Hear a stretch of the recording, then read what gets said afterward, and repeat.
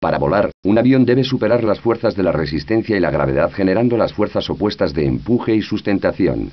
El empuje es la fuerza que impulsa el avión hacia adelante, aumentando el flujo de aire por encima de las alas y superando las distintas fuerzas de resistencia. Debido a la curvatura del ala, el aire debe recorrer una trayectoria mayor por la parte superior que por la inferior. Esto produce a su vez un aumento de presión bajo el ala y una disminución sobre esta. Esta diferencia de presiones crea una fuerza ascendente conocida como sustentación. El ángulo que forma el ala con el flujo de aire incidente se llama ángulo de ataque. El ángulo de ataque es crítico para la generación de sustentación. A mayor ángulo de ataque, mayor sustentación se producirá hasta cierto punto. Altos ángulos de ataque provocan que se llegue a desprender la corriente de aire de la parte superior del ala, cayendo drásticamente la sustentación, y se dice que el avión ha entrado en pérdida. Típicamente, las pérdidas son el resultado de una velocidad demasiado baja con relación al ángulo de ataque. Las actuaciones de un avión dependen mucho de su peso. Cuanto más pese un avión, más sustentación necesitará producir. Esto significa que deberá llevar mayor ángulo de ataque o mayor velocidad para hacer que el avión vuele. Dos fuentes básicas de resistencia son la resistencia de forma y la resistencia inducida. La resistencia de forma es debida a la forma de un objeto y se produce cuando el objeto se mueve a través del aire. Los aumentos de velocidad producen un aumento de la resistencia. La resistencia inducida está directamente relacionada con la cantidad de sustentación generada. Cuanto mayor sea la sustentación, mayor resistencia inducida se genera. La resistencia total es la combinación de la resistencia de forma y de la resistencia inducida. El avión se vuela con tres mandos básicos: la palanca de mando, los pedales del timón de dirección y el mando de gases. En el FA-18 Corea, el teclado, ratón o joystick se usa para simular la palanca de mando. Las órdenes desde teclado simulan los pedales del timón de dirección y las palancas de potencia del motor. Nosotros usaremos el término palanca de mando para referirnos a los movimientos de mando de cabeceo y alabeo, ya que la palanca de mando controla ambos movimientos. Por esto, se recomienda encarecidamente el uso de un joystick de 4 botones o superior para el manejo del Hornet. El alabeo es el movimiento sobre el eje longitudinal del avión.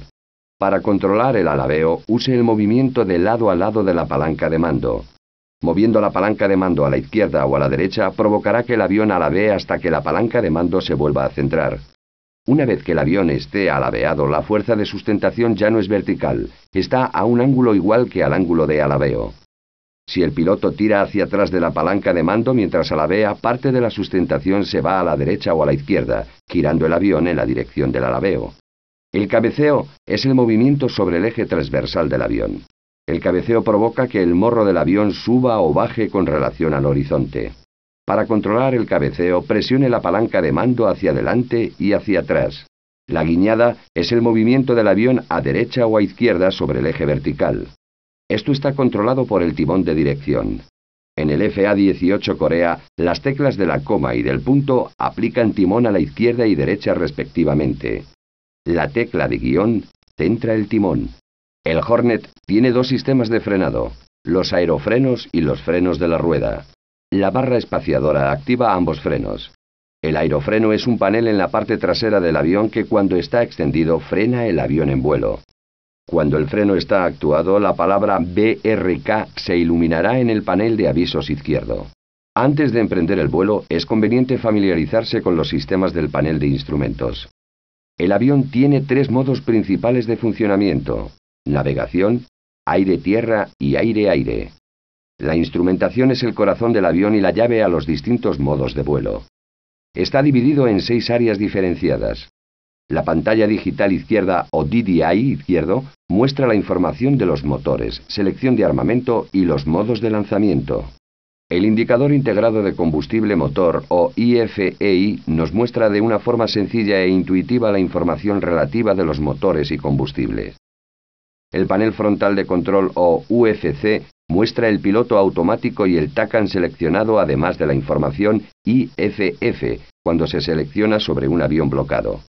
El indicador de situación horizontal o HSD se encuentra justo debajo del UFC, que nos muestra la información para la navegación.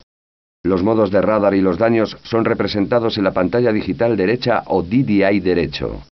Los instrumentos de vuelo se encuentran en el grupo de instrumentos de seguridad o stand-by, que incluyen el horizonte artificial, la pantalla del alertador de amenaza radar, anemómetro, altímetro y bariómetro. En lo más alto del panel de instrumentos nos encontramos con el HUD, una pantalla a la altura de la vista.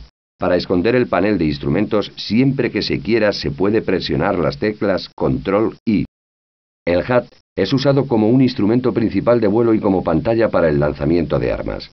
La mayoría de las operaciones pueden llevarse a cabo a través del HUD. Algunos de los símbolos que aparecen en el HUD son específicos del modo principal que se haya seleccionado. Por eso, el HUD va a ser ampliamente descrito en los siguientes párrafos. La indicación de altitud puede ser barométrica, altura sobre el nivel del mar, o radar, altura sobre el terreno. Cuando seleccionamos la altura radar, radioaltímetro, presionando las teclas Control A, aparecerá una R al lado del cuadro que rodea la indicación de altitud. En la parte superior del HUD se muestra una serie continua de números, es la indicación o cinta de rumbos. El central nos indica el rumbo que llevamos actualmente. En la parte inferior del HUD encontramos la escala de ángulo de alabeo que nos marca 5, 15, 30 y 45 grados. El indicador de ángulo de alabeo es muy útil cuando se está aprendiendo a hacer circuitos de tráfico. El indicador de actitud de morro consiste en líneas paralelas por cada 5 grados de morro por encima y por debajo del horizonte. Las líneas sobre el horizonte son continuas mientras que las que están por debajo son discontinuas. Los extremos externos de todas las líneas tienen marcas que siempre apuntan hacia el horizonte. El vector velocidad indica la trayectoria que está llevando nuestro avión.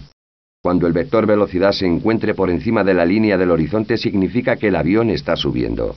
Por el contrario, cuando esté por debajo, el avión desciende. En resumidas cuentas, para mantener el avión nivelado, hay que mantener el vector velocidad alineado con la línea de horizonte. La velocidad vertical, útil en las maniobras de aproximación, está representada a la derecha del HUD encima de la indicación de altitud. Cuando bajamos el tren de aterrizaje aparece la línea de nivel del avión representada por una W en el HUD. La línea de nivel representa la línea central del avión. Por definición, la situación de la línea de nivel en el HUD está fija hacia donde está mirando el morro del avión. Otras indicaciones mostradas en el HUD son la velocidad respecto al aire, ángulo de ataque, número de Mach, factor de carga en Gs y altitud. En ciertas ocasiones la cantidad de información puede dificultar la lectura de parámetros y resulta mejor disminuir el número de informaciones representadas en el HUD. Esto lo podemos hacer presionando las teclas Control H. Una potencia dada no garantiza una velocidad, hay que jugar con los motores. Para incrementar la velocidad necesitaremos aumentar la potencia y cuando el avión se aproxime a la velocidad deseada, reduciremos la potencia hasta que deje de aumentar la velocidad. Un avión necesitará más potencia para subir manteniendo la velocidad y menos para descender a la misma velocidad. Si por el contrario lo que queremos es reducir rápidamente la velocidad, presionaremos la barra espaciadora para sacar el aerofreno. La posición del vector velocidad representa la actual senda de vuelo del avión, por lo que para mantener la altitud, este debería situarse en la línea de horizonte. Y como es lógico, para subir deberíamos poner el vector velocidad por encima de esta línea y para descender por debajo. Las deflexiones en la palanca de control se traducen en que el vector velocidad suba o baje mientras que dejar la palanca en su posición central debería estabilizar el vector velocidad. Si queremos realizar un viraje a nivel, tendremos que mantener el vector velocidad sobre la línea de horizonte, puesto que si se encuentra por debajo o por encima, descenderíamos o ascenderíamos. A medida que aumentemos el régimen de viraje, aumentaremos también el factor de carga, los Gs.